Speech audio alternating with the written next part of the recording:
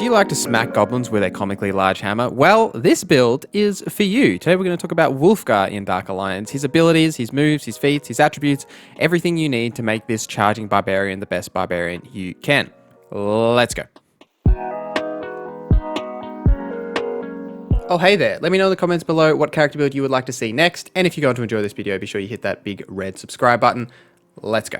Wulfgar is probably the hardest hero to solo. His attacks are very slow and you can't animation cancel most of his animations. Once you commit to one of his slow attacks, you're kind of stuck there. The benefit though is that Wulfgar's attacks are heavy hitting AoE abilities and you can often hit multiple enemies with one or two attacks. You should also be trying to parry with Wulfgar as much as possible just to give you a little bit of an opportunity to strike back. Often with Wulfgar, you can't really avoid damage because of how slow his attacks are. It's often a good idea to tactically take some damage and keep dishing out your own damage, especially once you get the lifesteal ability. As long as you can keep fighting and stunning enemies around you without being stunned yourself, you can just keep charging forward. The key focus for this build is going to be using your ultimate as much as possible. Wulfgar's ultimate allows you to Beyblade across the battlefield while immune to stuns and with legendary resistance. The more often you can trigger this, the more damage you will do. Ultimately, the better you will become in the end because you can't really die when you are using your ultimate. Wulfgar's abilities, there isn't a whole lot of good options for Wulfgar. Basically, the main thing you want to focus on is Shockwave. Shockwave is a really useful save that can keep you alive when you're surrounded by enemies by stunning them. Also does a decent amount of damage. Use this in the middle of fights as much as possible. The second ability, I really toyed around with two things. One of them being Hammer Throw, which is a decent damaging ability. It basically just damages in a straight line in front of you. It can sometimes be hard to line up multiple enemies, but it also has a really slow animation, which you will occasionally take damage during, and especially on the higher tier levels, it's not a good idea to just be standing still waiting for this animation to trigger. Instead, for the second ability, I have gone with Endurance of the Elk. This grants you Frenzy, basically allowing you to deal extra damage with powerful strikes. If you are playing in co-op, this also buffs your allies, so you do get a little bit of an extra bonus for them as well. What you should be doing is popping this and then popping Shockwave or your ultimate to give you just a massive amount of damage that you can just keep throwing out in combat. We're going to move on to the moves, and with these build videos for Dark Alliance, I'm not going to cover the moves extensively because realistically you should be buying all of them anyway. That all they cost really is coins, and you really want to find a weapon combo and the move combo that works best for you. However, with Wulfgar, the main thing that I have found is that triggering Nail Basher as much as possible gives you the highest amount of DPS you can do. As it's a hard-hitting, heavy attack, it has a 60% chance of triggering burning, and it also deals chip damage. If you can trigger a burning effect on a boss, it is basically an instant win condition. If you can get this effect on enemies, you are pretty much safe to just keep attacking without any resistances. The burn does a ton of damage. For your attributes, Wulfgar should be focused on maximizing your physical damage primarily. So for the stats, the focus here is strength for the physical damage increase, as well as the armor buff that you do get from this. Because we're going to be taking some extra damage, armor is always valuable. Next is constitution, primarily for the stamina and the stamina regen you get from constitution. However, the extra health isn't a bad idea because we're going to be using a lot of heavy attacks or fierce attacks as they're known in Dark Alliance. The more stamina you have and the stamina regen you have, the better this will be for you. Once your strength and constitution are around the 16 mark, you should start focusing on charisma. Charisma is a huge value because it increases your ultimate charge rate, and as I said earlier, getting your ultimate off as much as possible is super important.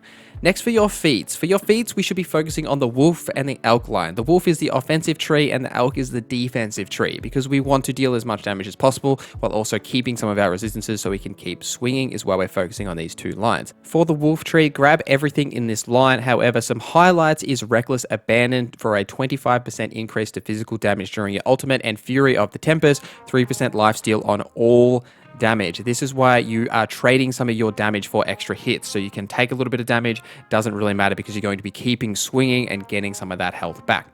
The elk line, you pretty much want to pick up everything except for Resilient and Blessing of the Tempest. If you've got the extra feat points, maybe spend these in them, but I wouldn't recommend picking these up until you do have them. Once you get to the higher levels, though it's of a less focus and you do have the feat points, you can invest in Pack Hunter and get Keen Mind. That is the one you should focus on, though you do have to earn the points above that before you can just unlock Keen Mind. It does reduce your cooldown reduction for your abilities, which is always a valuable thing to have. For potions, we're focusing on a couple of things, and one of them is health, obviously. You want to upgrade this potion as soon as possible and max it out as soon as possible. We're also using the stamina potion, which becomes less important as you start leveling up and earning some constitution. However, in the early stages of the game, a stamina potion is pretty valuable to have. Potion of heroism, you do want to max this out to increase your ultimate charge. As soon as you have one of these available to you in an act, you just want to pop it immediately, because as soon as you earn another one, you can pop that again. You can just keep charging your ultimate bar as much as possible. And the last potion we are using is the resistance potion, so that you can take a little bit of extra damage while you are keeping swinging in combat. And now let's talk about your gear. For gear, I have had terrible luck with Wulfgar. Originally, I got 2 legendaries like in my first axe, and since then I've just been getting commons and uncommons and pretty average level gear. So it's kind of annoying, but ignore how terrible my gear is, but these are the key sets you should focus on. The first one is Tempest. It increases your physical damage bonus per hit with a combo meter. So the higher combo meter, the more damage you will do. Once you get your resistances going and you can keep in swinging in combat, you're not going to get disrupted as often. You can really build this up to be a decent amount of extra damage that you can keep doing.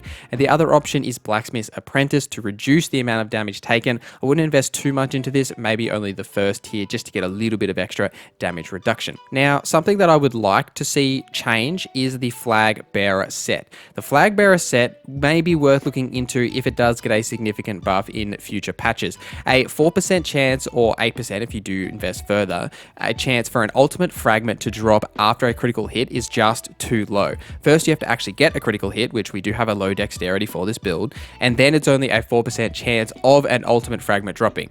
But basically, this entire build is focused around using your ultimate. So you kind of can see the benefit here, although it's just not a high enough chance to really warrant picking up this set. Though if it does change, maybe something worth investing into. A couple of other gear tips is that if you get pieces of gear that are of higher rarity than others, they will have extra secondary stats on them. In most cases, you should be using these rather than the lower tiers. Also, if you get 2 pieces that are exactly the same, always check the secondary stats, as they are often different on different pieces, even if they are the same actual set piece. So always pay attention to that as well. If you do get a weapon that has an elemental effect on it, it is just vastly better than everything else. So always use this if you do get one. Some other tips to be careful of is when you are increasing the tier level for Wulfgar, especially in solo, it can be very hard, as it's often hard to avoid damage, and in the higher tiers you can get one shot very easily, and it has happened to me many times before. So just be careful when you are increasing the tier level with Wulfgar. Obviously, always parry where possible, deal as much damage as quickly as you can, mash the nail basher attack as much as possible, smash out that burning damage, and just keep rolling through combat. Use your abilities as much as you can. Also, don't be afraid to just literally stand still and wait for your cooldowns to regen after every single fight. There's nothing wrong with just standing there and waiting. There's no time limits in these acts. You can just stand there, wait for your cooldowns to reset, and then move on to the next fight. Wulfgar has some pretty long cooldowns. It's not a bad idea to do this if you really want to make sure you have those attacks for some of the more difficult fights.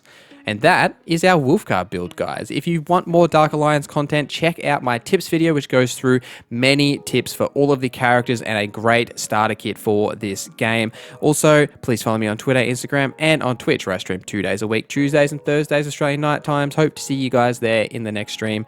Thank you for watching this video. My name is Norza, and I hope you have a great day.